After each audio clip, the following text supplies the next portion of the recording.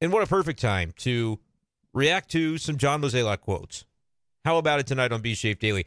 So here's the deal. Martin Kilcoyne of Fox 2 in St. Louis did an interview recently with John Mozeliak, and they aired a good portion of it on the TV side for Channel 2 in St. Louis, but there was an even longer cut of the interview between the Cardinals president of baseball operations and Martin Kilcoyne that he put on his podcast, The Kilcoyne Conversation, which all Cardinals fans should be checking out, by the way. He's done recent interviews with guys like Willie McGee. Believe he had Jeff Suppan, former Cardinal pitcher, on the podcast. Martin's very well connected.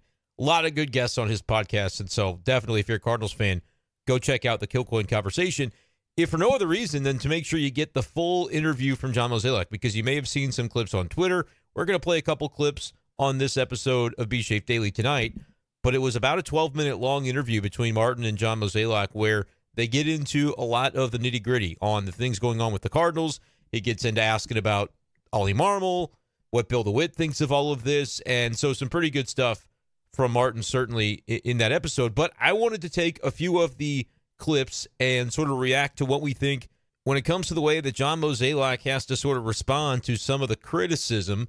Thought Martin asked some really good questions here, did it in a way that was going to elicit a pretty good response from Mo, and I think Mo did a pretty good job of answering these questions and shooting it as straight as he's going to. I don't necessarily agree with all of the things that he said or believe that certain elements of this thing were as pertinent to the Cardinals struggling in 2023 as maybe Mo does, but I think it's a great insight into the mind of John Mozeliak, into the mind of the guy orchestrating what Cardinals fans hope will be a turnaround at some point. But what I thought was the most interesting headline, honestly, to come from this interview is the Cardinals are going into sell mode. 2023, as you'll hear from John Mozeliak, they're not necessarily waving the white flag, so to speak, but when they look at the moves that they're potentially going to approach over the next 3 weeks or so before the trade deadline, those moves are going to be heavily with 2024 in mind. The Cardinals right now, as we sit, are 11.5 games out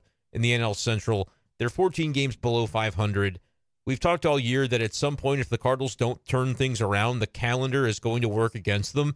And it seems now, by the own admission of the president of baseball operations, that time has arrived. And so with just less than 3 weeks left to go before the trade deadline, it seems after this interview on Fox 2 that John Mozeliak is kind of settling, and the Cardinals are settling around the idea of being true sellers at the trade deadline in a way that we've really not seen from his tenure in the 15-plus years, 16 years that he's been in charge since 2007. And we certainly didn't see it in the latter stages of the Walt Jocketty era, as the Cardinals were really good in those early 2000s, the early aughts, if you will. And so it's not something that Cardinals fans, I think, are familiar with to the extent that it's about to go down. 2018, they kind of did a soft sell. They sold guys like Tommy Pham. They traded at the deadline. You can recall the Luke Voit trade, which at the time is that a buying move, selling move, reorganizing the roster move. It was more of a reorganization period for the Cardinals during that 2018 trade deadline. Traded away Sam Tuivailala, traded away Oscar Mercado for some younger pieces. Now, of course, he's since rejoined the Cardinals and then been DFA'd and released as of a couple of weeks ago. But that was a trade deadline period of the Cardinals kind of reorganizing the roster. This is going to be different than that. You could even make the case that, like, when they traded Tommy Pham, it was, they got Genesis Cabrera in that deal. So kind of a seller's move for sure, but it was not necessarily all that groundbreaking with the way he was performing at the time. I can remember thinking it was a wild move for the Cardinals to make, but in fairness, Genesis Cabrera is still on this team. Justin Williams very much did not pan out from that trade for the Cardinals, but nevertheless, that was kind of the last time you saw anything resembling sell mode for St. Louis. This, I think, is going to be different because the Cardinals have 3 pitchers on this roster who project to have some trade value over the next 3 weeks, and they're all on expiring contracts. They're all free agents after the season. And so it would surprise me if the Cardinals don't figure out a way to extract value for Jordan Montgomery, for Jordan Hicks, and for Jack Flaherty. I think those 3 guys probably should all be traded over the next 3 weeks if you're truly in a mode where you say, we're kind of like John Mozeliak will say here, as we'll hear in the clips that we play, not waving the white flag on 2023, but being realistic about the way the assets need to be organized. I would think those three guys have got to be dealt. Mo says in the interview with Martin that the picks that you would get maybe for a guy that you give a qualifying offer to and then he declines it and you get a draft pick compensation for that, the players that you might be able to get back now should be more valuable than the picks. That's something that they're going to have to try and figure out. But I certainly think in the case of Montgomery, if he's healthy and the hamstring is just like a blip on the radar, he's been one of the Cardinals' best pitchers, if not the best pitcher. I mean, a 3.23 ERA leads the rotation at this point. One of the only guys that you would say has met expectations of that pitching staff this season for St. Louis. He might be one of the biggest trade chips at the entire deadline when it comes to starting pitching. A lot of teams are starting pitching needy, but you don't see a lot of teams lining up to necessarily sell their starting pitching that they have. Montgomery is perfect because he's a mercenary. He's only going to be with the team for a few months, the team that gets him. But that team then has now improved their opportunity to excel in the playoffs, potentially win a World Series by renting Jordan Montgomery. I think the Cardinals are going to have suitors for him. It's up to John Mozeliak to get the most value that he can. But, like, it makes sense. We've been talking in these terms for a couple of weeks now at least, and it was interesting to hear John Mozeliak finally, I don't know about finally, it's sort of been the writing on the wall, but he really did put it in no uncertain terms that the Cardinals are going to be making moves and guys will be traded away, and it's more in line with thinking about 2024 than trying to salvage 2023, these upcoming trades. So we're going to go ahead and dive into the first of the Mozeliak quotes. Again, this was an interview conducted by Martin Kilcoyne with Cardinals President of Baseball Operations John Mozeliak for Fox 2 here in St. Louis. Want to play this first clip for you as Mo kind of talks about the way things have gone this season, and you'll hear at the end here him describe a little bit of the strategy of the Cardinals coming into the trade deadline. And let's see if you can guess the part that I'm going to take some issue with when it comes from John Mozeliak, that I just don't really agree with the way that this one's being described. Well, it's obviously been a very frustrating year for us. I think you got to start back in the off season, and there was some opportunities that, in hindsight, we wish we would have done. I think when you look at the overall makeup of the roster, there's things we would definitely do differently as we sit here today. The injuries have really mounted up for the Cardinals this season. I think when you go back to spring training, we just really never got our team together for various reasons, whether it was injuries or even the WBC. But as the season started, we got off to that really slow start. We dug ourselves a really deep hole. And when you do that, I think then all of a sudden it just sort of changes how you're playing. And so when you factor in that you're always playing from behind, you always feel like you're trying to play catch up, I think there's a lot of pressure on these players to do more than they need to. And right now, when you're looking at just overall performance, it's just not there. And when you think about all the injuries that we've had and how much it's affected our starting rotation, how it's affected our bullpen, how it's affected our everyday club, it's hard to work through all that. And we are where we are now, and there's no excuses. I mean, we're just not playing like we hoped we would. And now it's going to be like, how do we think about the next 3 or 4 weeks and what changes can be made? And we're not necessarily like waving the white flag, but all decisions or all moves we do really will try to set us up for next year. So the priority is 2024, which I agree with at this point. I don't think it should be acceptable necessarily. I think the Cardinals front office should take a lot of heat for the fact that they're in the position that they're in. But you hear John Mozeliak there admitting that there are some things they should have done in the offseason that they didn't do.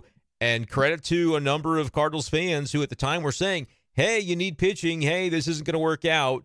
Granted, I will say, don't be revisionist history on the whole thing. I do these preseason Twitter polls every year for a reason, because I don't want people to turn around and be able to say, see, I told you so.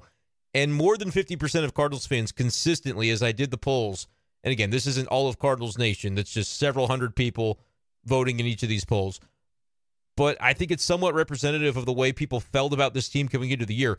And people were voting north of 90 wins pretty consistently. I think it got to about 92 wins before we shut it down and finally got more than 50% of the vote saying no, the Cardinals would not win more than 92 or whatever the number was. But it was in the low 90s. And so even though there were problems and people could recognize that the pitching had major risk associated with it, And we were kind of looking at it and saying, well, it could go this way, but if it were going to go bad, it would be because of the pitching. That's what a lot of people thought. But even still, enough people felt like it wouldn't go demonstrably bad and it would end up being okay. It hasn't been okay. It has gone bad. And the Cardinals, yes, I think should have recognized it because we all were talking about pitching in the offseason. Well, John Mozeliak says there we should have recognized it. We should have been a little more proactive about making sure we made some moves that we didn't make. However, in that same clip, he talked about it twice and alluded to the injuries that the Cardinals have gone through this season. And that's the part that I just cannot get on board with. Again, he's taking responsibility. He's saying there are things that obviously we should have done that we didn't do, and that was a mistake. It reminds me of the reckoning that has been coming for 6 months since the beginning of January, middle of January, where he said at winter warm-up at Busch Stadium, we weren't that engaged in the pitching market. We may see that as a strategic mistake, but our hope is that we don't and that we do have enough in the pitching department. Well, they didn't. They didn't have enough, and that has led to, here on July 12, the president of baseball operations has admitted this week that they're sellers at the deadline, essentially. He says, we're not waving the white flag necessarily, but any moves that we make, it's going to be looking to how we set things up for 2024. But I want to just touch on the injury stuff here real quick. Because the Cardinals, I got to be real with you, haven't been attacked by this injury bug, this boogeyman of an injury bug in the way that John Mozeliak describes. Like, to say it twice in answering one question, really, again, he says not making excuses. Later on, there will be another quote we'll play where he says not making excuses, and he does own up to the fact that they fell short and that they do need to change and that the model isn't working, and they recognize that. However, don't then kind of say, well, you know, we had all these injuries that we had to deal with. The Cardinals have not had to deal with a rash of injuries necessarily relative to what happens every year in Major League Baseball. There's a list of the number of games spent on the injured list from the 26-man roster. Texas Cards fan 1 actually brought this to my attention on Twitter. He said courtesy of Spot Track, so that's the screenshots, I believe, where those are coming from. But you can look, and the Cardinals had 347 or have had 347 days worth. I said games, but it's days spent on the injured list. 347. And that is low compared to what the rest of the league has dealt with. I could go down the full list. I don't really want to, but teams like the Brewers, Braves, Pirates, Giants, Rays, Cubs, Reds. It's the entire NL Central has had worse injury luck than the Cardinals. And I believe I went through this earlier today. The Cardinals are like 19th, 18th, 19th, or 20th or so, around that range in terms of being hit the hardest by injuries in terms of days on the IL. And you might say, well, the Cardinals have had more prominent players spend time on the IL, and that's why it's not worth going through by the days because it matters which guys were on the injury list. Okay, let's do it that way then. Which Cardinals have really been just a crushing blow in terms of guys that have been injured this year? Like Adam Wainwright, obviously, that's a bummer. But a lot of Cardinals fans weren't expecting a lot of him anyway coming into the season. They said, oh, he's more like your number 4, your number 5 starter. Okay. And he has pitched, right? Like he started the season on the IL. I'll give you that. But then he pitched. He didn't pitch well, and that's why he's back on the injured list. So you can look at that a number of ways. If he weren't on the IL, he'd still be in the rotation. And for a lot of folks, they would say that would be worse than the situation of him being on the IL based on the performance that he had. The one guy that I'll give you is Ryan Helsley. That's the one big loss that they've had, and it is right around the time that we started to really notice that this bullpen was kind of a mirage and was maybe doing it with smoke and mirrors before Helsley went down. And Helsley wasn't having a perfect season either, but he was a 3.2 ERA. He was a solid option in the 9th inning. Gallegos was looking like a solid option in the 9th inning at the time. Helsley goes down, and suddenly you've got like Palante and Stratton are your setup men, pitching 7th, 8th inning leverage situations. Gallegos blows a few games. That was before Jordan Hicks kind of found his stride as the closer. Like it was rough, and we noticed it right after the Helsley injury. That's the one I'll give you. But there are teams and fan bases out there in Major League Baseball that would laugh at the notion that the Cardinals' failure has been due to injury because they just haven't had that many prominent injuries relative to what can happen. Teams like the Yankees spend all that money on Carlos Rodon. They haven't had him pitch. I think he just finally made his season debut for him. The Mets spent a bunch of money. Guys hurt. The Cardinals just haven't had to deal with that. They really haven't. Not really. I mean, they've not lost Arenado. No issues with Goldie, Wilson Contreras, Jordan Montgomery. Jack Flaherty has been largely healthy. I mean, you could go up Miles Michaelis. You could go up and down the list. They've got most of their core guys. Tommy Edman. Now, Brendan Donovan, Tommy Edman a little bit recently. But those are all short-term injuries. Dylan Carlson was out for a little bit. Tyler O'Neill's the guy that you can say he's been out for a long, long time, is probably going to make his way back on Friday. I would think so after having some rehab assignments last week. But Tyler O'Neill being hurt, I mean, all that did was get him out of the lineup because he wasn't hitting. He wasn't performing like the guy that the Cardinals needed him to be at the beginning of the year. We'll see what he does when he comes back. Maybe part of it was the health issues and the back issue he was dealing with. And if he can be a healthy version of himself, that really helps the team. But he's got a 620 OPS on the year. And he was being force-fed the center field job when he hadn't earned it. And frankly, was probably the fourth best defensive center fielder on the team. He's the best defensive left fielder on the team, but the Cardinals couldn't leave well enough alone with that. And you had the entire circus that you had in the early portion of the season. And I said the whole time it didn't make any sense. And the Cardinals had their explanations, and everybody kind of said, okay, yeah, that's what you think. But everybody using their eyes would say, just keep Tyler O'Neill in left field where he's elite.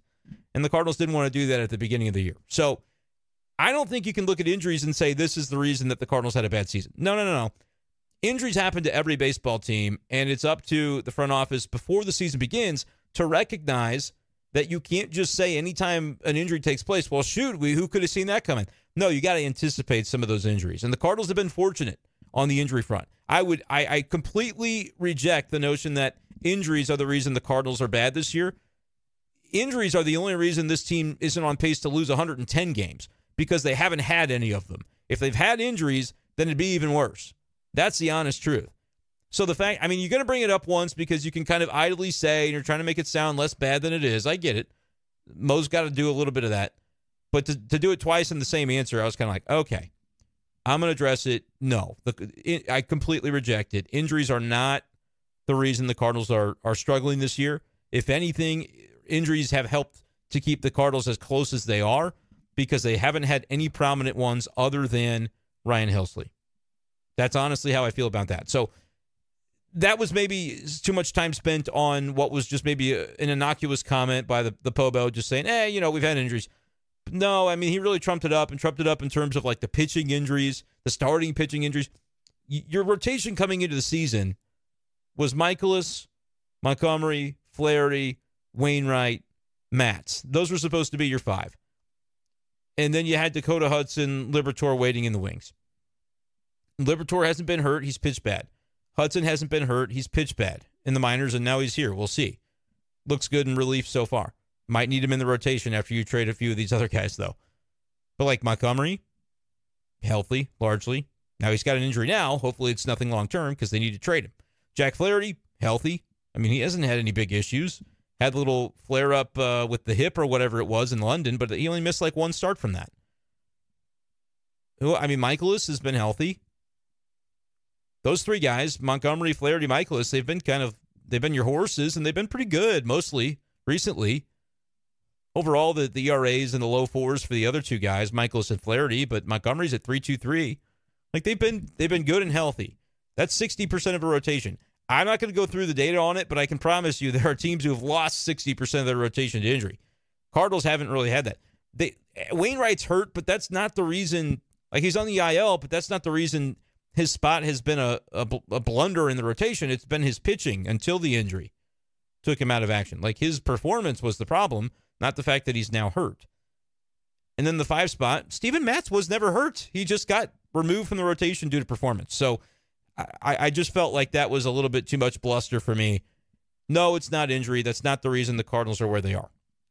Before we get into the rest of these John Mozeliak clips from the very good interview done by Martin Kilcoyne of Fox 2 with John Mozeliak, which, again, you can check it out on Fox 2's social media. You can check out the full interview, the Kilcoyne conversation.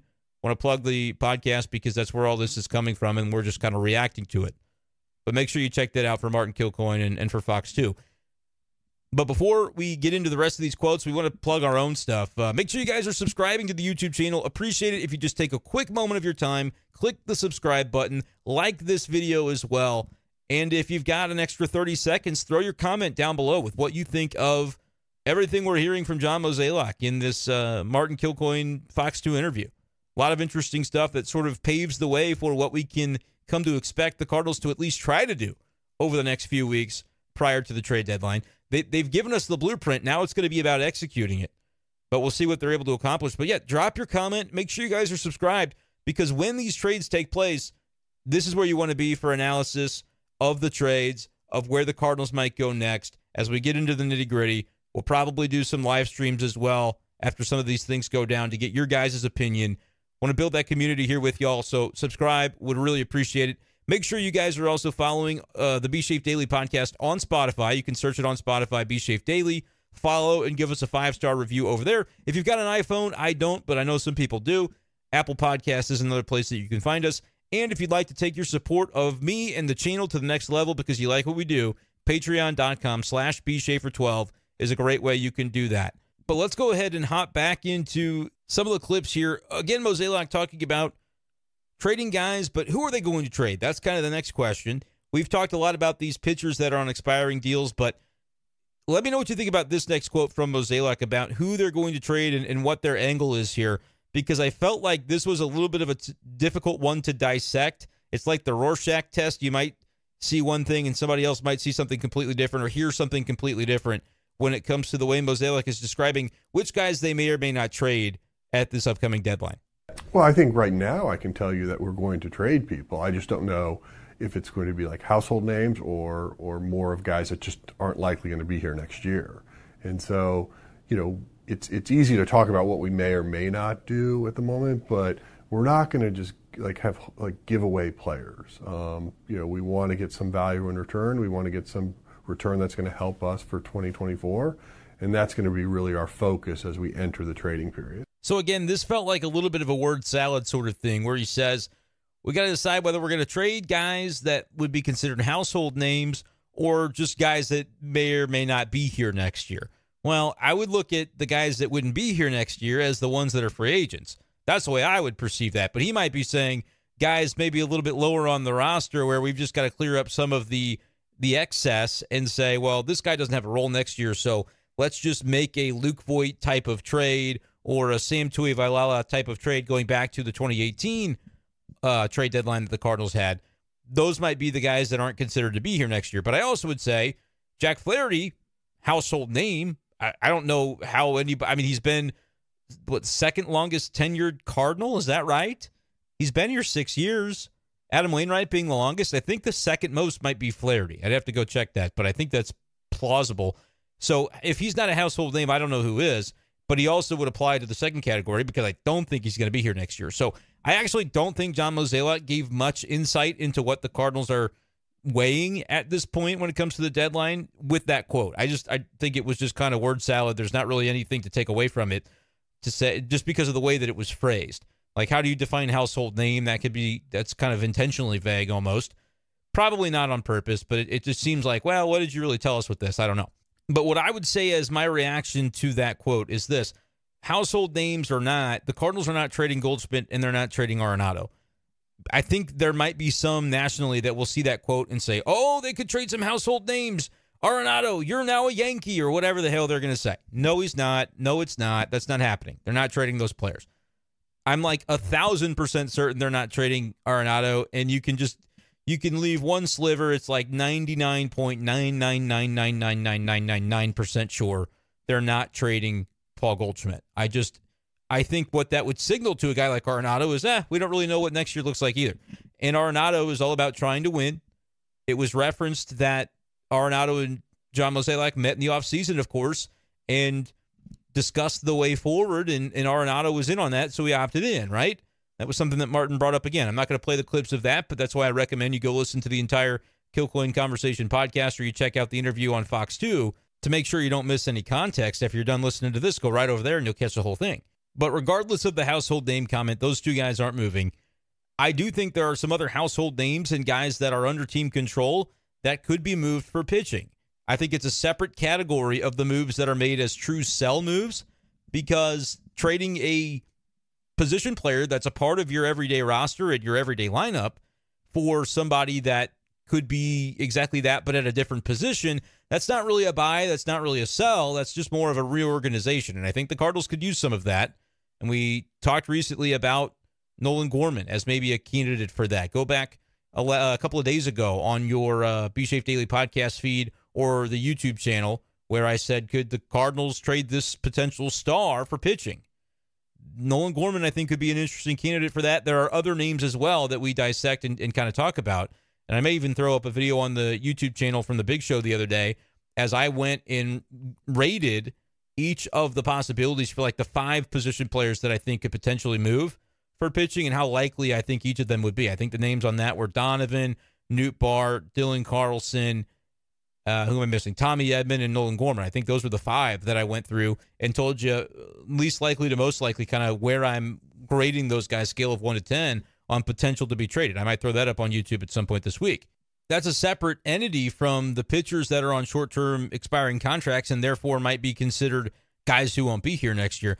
But I just didn't really know a ton of what to make of that comment from Mo. But basically, you heard him say it's all about 2024, the trades that we're going to make. And I think that's the headline from this whole interview. We've kind of known that it was trending in that direction, but to hear the Cardinals come out and admit it, what does that do for your interest in this team the rest of the way? Are you glad to see that being the case because to you as a Cardinals fan, it's the sensible way forward? Or are you feeling led astray because this was a team that should be able to compete for a championship in your mind, and especially in a down NL Central, to basically throw in the towel, even though they're saying they're not doing that, but to wave the flag almost and say, it's okay if we make ourselves worse for 2023 because we're prioritizing the future? Should that be allowable after just 3.5 months of a season where the NL Central winner could end up only 85 or so wins? I mean, I think that's a place where a lot of Cardinals fans might be. Others might totally see the logic behind announcing, hey, we're sellers, come get some of these rental pitchers from us. Let me know what you think, though, in the YouTube comments section. That's definitely something where I feel like most Cardinals fans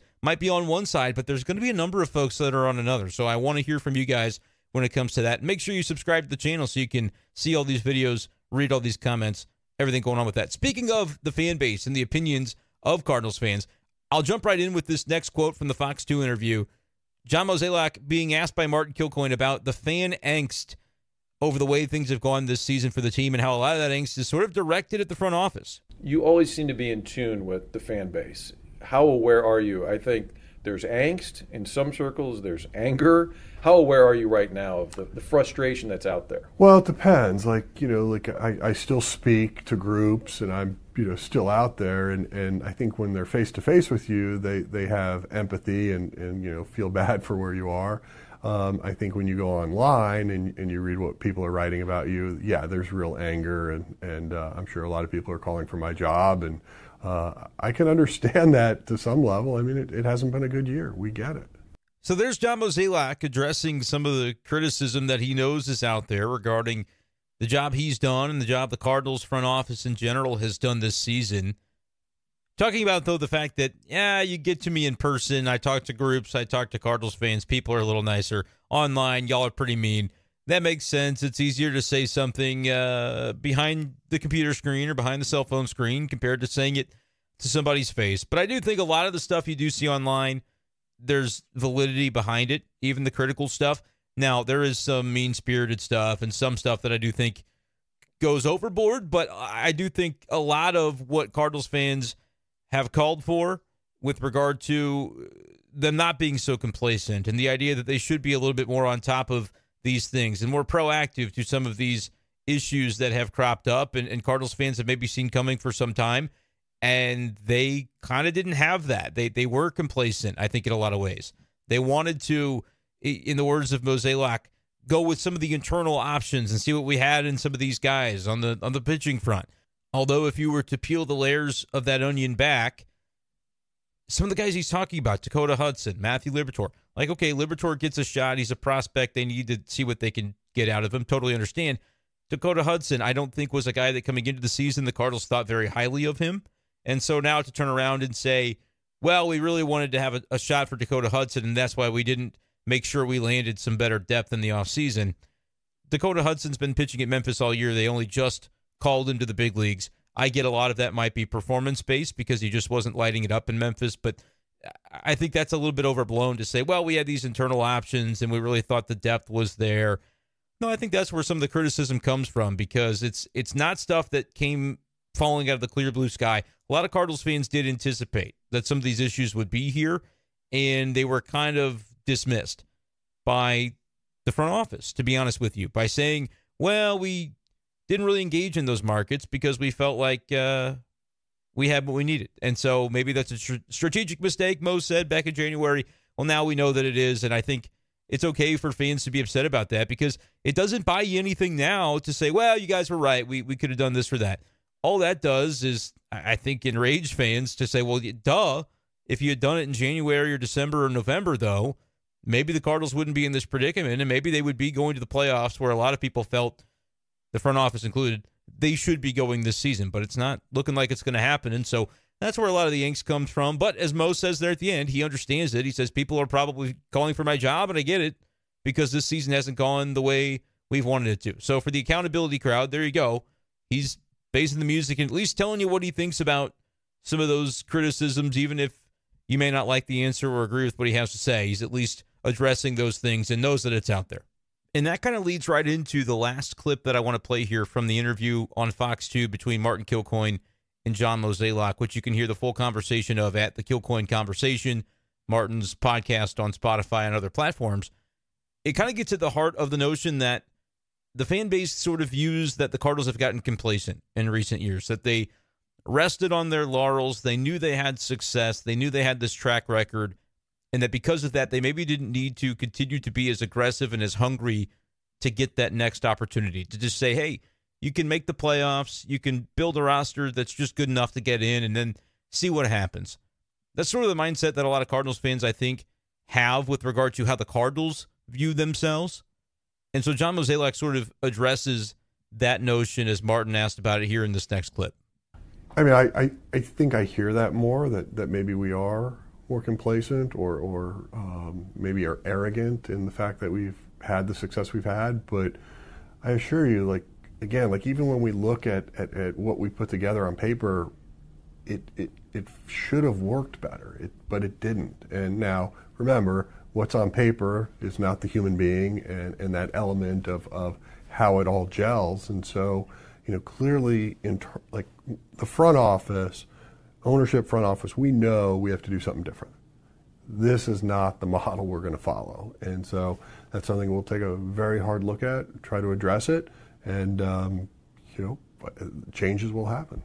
So even though you might have been annoyed by the beginning of that clip where he said, he sounded exasperated, to be honest with you, and he made the comment that looking at it on paper, it should have worked better than it did. That kind of sounds like real frustration from Mo, because I think on some level he still feels like what he built should have panned out better than it has. But he's also a realist to say, hey, look, it didn't pan out. And so as a result, we know we've got to do something different. So I hope Cardinals fans are encouraged by that part of it, because I could see people latching on to the beginning of that and saying, oh my goodness, he's still sort of living in denial about what it is and about the fact that in his mind this should have worked. And so that's going to mean that the Cardinals are going to go into the next offseason and sort of say this was a fluke, this isn't going to happen again, we trust our model. But that's not what he says. I think it's important to listen to the full quote there and listen to the end of it where he says, we do know that this model isn't the one that's working. We're not going to follow this again. We've got to do better. We've got to make changes, and we've got to recognize the places where we've fallen behind and get up to speed, get the Cardinals back to where they're supposed to be. I hope fans are encouraged by that, but let me know. Are you buying that from Mozeliak? Do you feel like he's got a handle on what needs to take place, how to fix what's gone wrong? And do you trust John Mozeliak is the guy still to do it? Because this is still his call. This is still his show. He's talked about being under contract for 2 more years. Martin also talked with Bill DeWitt about that notion, and Bill DeWitt Jr. put his full force, his whole trust behind John Mozeliak and said he's going to fulfill the obligations of that contract over the next 2 years, 2024 and 2025. So there is no plan to fire John Mozeliak. There's no plan to fire Ollie Marmol. I don't think there maybe even will be a vast coaching shakeup. In the interview with Martin, Mo basically said none of this is on the coaches. They've been given the players that they were given, and we've got to change the way that we go about it. So I feel like with a lot of the conversation we've had about the Cardinals this year, saying that the issues have come from the top down, that these words should be meaningful maybe to Cardinals fans. But let me know what you think. Is it enough, or do you just need to see the action before you're necessarily too interested in listening to everything that John Mozeliak has had to say? I thought it was a great interview by Martin Kilcoyne for Fox 2. I thought Mo did a nice job of playing ball and recognizing where things are right now. Like, you can't just hide forever and not address some of the tough questions. I felt like Martin did a nice job of putting him at ease to where he felt like he was in a position to be able to answer them effectively. But they got to the heart of a lot of the issues, I thought. It is a performance-based business. It is a results-based business, though, and I think over the next 3 weeks, John Mozeliak is going to have to perform in his role if these Cardinals are going to find results. Again, we're still going to talk about the 2023 Cardinals. Stranger things have happened. It seems unlikely that they're going to be a playoff team if you subtract Jordan Montgomery, Jack Flaherty, and Jordan Hicks from that group. But again, stranger things have happened. I am very curious to see how big the makeover can be over the next few weeks and how then John Mozeliak and company are able to parlay that into the offseason where they can truly put what should be the finishing touches on the 2024 roster by then. By February, it should be ready to rock and roll. No more of this, well, we'll deal with it at the trade deadline, because all that does is allow you to kick the can down the road and put yourself potentially in a situation like the very spot the Cardinals are in right now where they are sellers at the deadline. The terms are very clear out of the mouth of John Mozeliak, it seems, that the Cardinals are going to be selling. The extent to which that's true, I think, is going to be up for some debate until we see the way it plays out.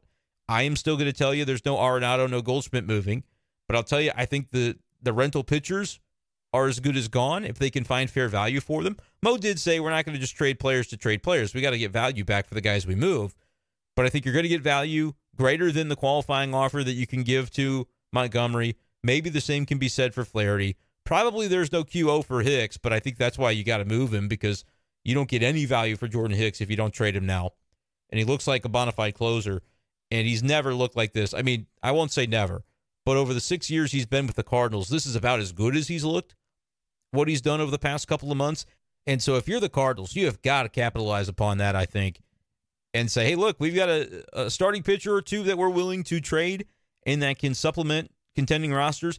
And we've also got a legit relief pitcher who's shown the ability to pitch in the ninth inning. And whether or not he pans out for that team doesn't really matter to the Cardinals as long as that team believes that Jordan Hicks can help them over the final months of this season. And I've mentioned this before. I floated the idea. Wouldn't be opposed to seeing one of those pitchers, whether it's Montgomery or Flaherty, added to a Jordan Hicks in the same package going to the same team to maybe boost the package of prospects or young players that the Cardinals could get back, or allow them to shop on a higher shelf potentially for one key name. These are just rental players, and so I'm not under the illusion that the Cardinals are going to be able to get back a superstar top prospect, but I do believe there's value to be had, and the level to which John Mozeliak is able to massage that value out of the opposing teams and the fellow major league clubs and executives that are trying to contend. They're in a spot that the Cardinals wish they were in right now, but we've talked about meet them where they live. The Cardinals right now live in the cellar, and they need to be a seller, I think, as a result. Short term, and then see what John Mozeliak is able to do. I think you start by trading those pitchers, and you could do that as early as this week. Begin to move some of these guys if the markets begin to develop. Sometimes deadlines are what can create these deals, but there's another area of the front office that needs to be in flux as the Cardinals figure how they're going to backfill those rotation spots, and I think that could be by trading away a guy that's a member of the everyday starting lineup to potentially add a controllable starting pitcher to Miles Mikolas, to Steven Matz if he's going to be in the 2024 rotation, to start to nail that thing down, to make it not such a situation where you go into November and you've got to add 2 or 3 free agent starting pitchers in order to fill out a 5-man rotation. That's not a path forward to winning. The Cardinals need to make some moves now to be able to fortify before the offseason comes. Then you build the roster that you think can get you where you want to go in 2024, and you don't rely upon the potential to do it at the deadline of next July. Don't kick the can down the road anymore. Make a bold move. Take bold action. See where that gets you. John Mozeliak has done it before, but it's been a little while since we've seen such action pay out for this team. What should the Cardinals do? What will they do? And what do you think about the recent comments by John Mozeliak, essentially putting the Cardinals and Major League Baseball on notice that this team is in sell mode and players will be traded? Let me know by commenting below on the YouTube channel. Like this video, and please do subscribe to the Brenden Schaeffer St. Louis Cardinals writer YouTube channel, as we will be covering everything related to the trade deadline and the St. Louis Cardinals over the next 3 weeks. You do not want to be left in the cold when it comes to this channel. We're going to have a lot of content coming your way. Appreciate you guys, as always, for listening, though. That is going to do it for this edition of the program, and we'll talk to you next time on Be Shafe Daily. Peace.